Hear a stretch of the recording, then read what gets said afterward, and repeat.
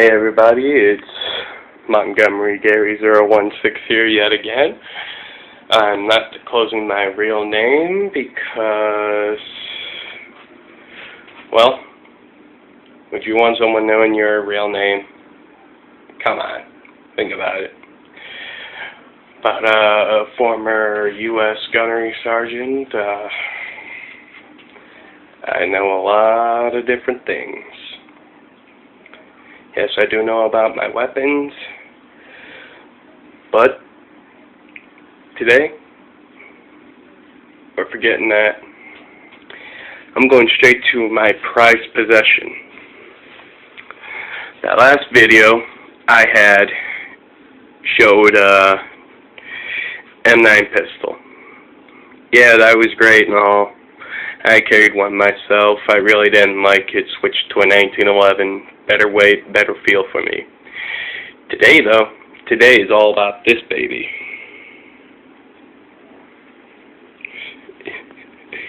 And you guys can guess what it is? Is it A normal hand grenade, B, a World War II grenade, or C, a grenade from the First World War? Or is it D, none of the above? If you answered B, that it being a World War II grenade, you are correct. It is indeed our grenade. During World War II, the GIs would carry these suckers around with them everywhere they went. I want you to notice right here. See the letters?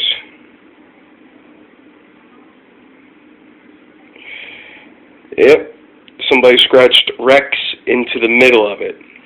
And as you can see by these fine little marks going down the side of it and how it's been cut down the middle, both ends, and it's been hollowed out.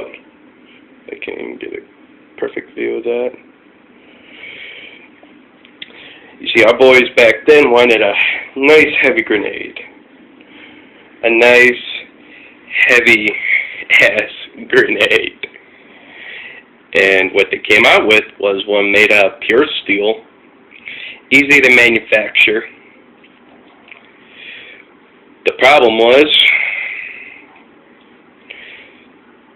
how are you going to be able to throw it if it was based off of something smooth? What if it slips out of your hand and lands in the back behind your buddies? Well, they came out with the idea of this, the pineapple grenade. It gets its name from the way it's shaped like a pineapple.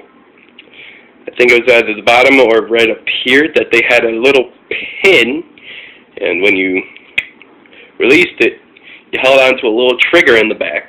Then you threw it. These things had quite a blast radius. They were about 5 times greater than your jumping distance, which meant these things were very, very lethal indeed, because when it exploded, all the metal went everywhere, and it's searing hot, so all you can imagine is one of these things going off next to you, next thing you know, boom, you're down on the ground. You're dazed, you don't know what happened, and the next thing you feel is a hot, searing pain throughout your entire body. As you look down, you have these tiny little holes in you.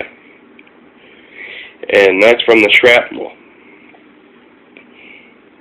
I can't get into details on how they make the powder for these, but you gotta admit it's pretty cool on the grenade itself.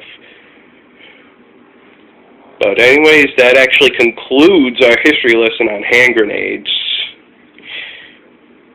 Nah, it doesn't. The hand grenade was invented originally as a deterrent to keep people away because of the bang. Well, somebody decided, hey, if we can just make this thing be loud, why can't we make it be deadly? And so they added gunpowder in there. Finely grounded, mixed with other chemicals to ignite when you pull the pin. When you pulled that pin, you had about 3-5 second delay between this grenade.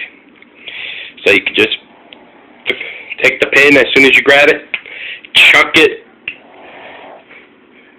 It lands on the other side of the enemy, which I'll say is behind the wall or that door, and boom. Whoever's next to this grenade is not going to be happy. Today's modern grenade, though, is more rounded, slim, made out of the same exact steel, but with less of it. Meaning, for the Army and the rest of the military, less being more is enough said. So, this is Montgomery Gary 016, signing off.